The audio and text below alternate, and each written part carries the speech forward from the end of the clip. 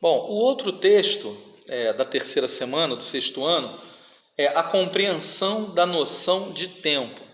Então, o tempo é, logicamente, um elemento muito importante do estudo da história. A história lida com o tempo, com a passagem do tempo.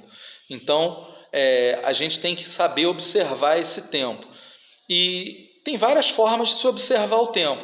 Esse texto cita 3 formas de tempo diferentes, 3 olhares diferentes para o tempo, que são classificados da seguinte forma: tempo da natureza, tempo cronológico e tempo histórico.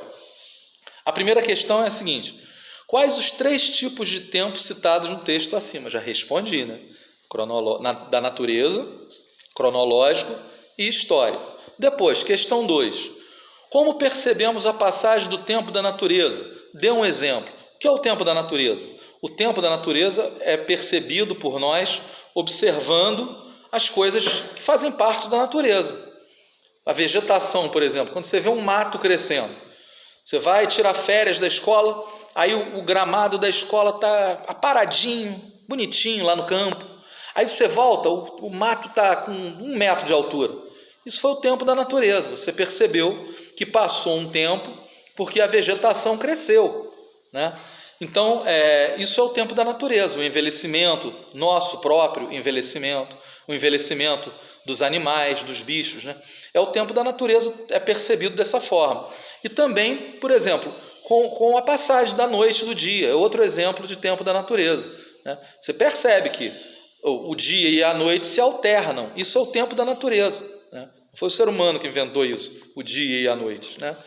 Então a passagem desse tempo é percebida, a passagem do tempo da natureza é percebida também na alternância do dia e da noite. Depois, a questão número 3. Como percebemos a passagem do tempo cronológico? Dê um exemplo. O que é o tempo cronológico? O tempo cronológico é um tempo inventado pelo ser humano. O ser humano inventou formas de medir o tempo. E essa medição do tempo é justamente o que nós chamamos de tempo cronológico.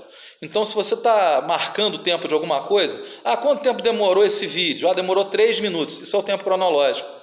Que dia é hoje? Hoje é dia tal, do mês tal, do ano tal, isso é o tempo cronológico.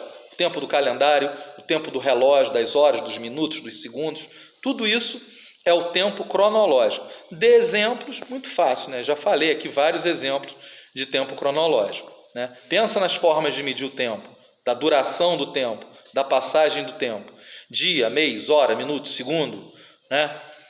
Tudo isso é forma de medir o tempo cronológico.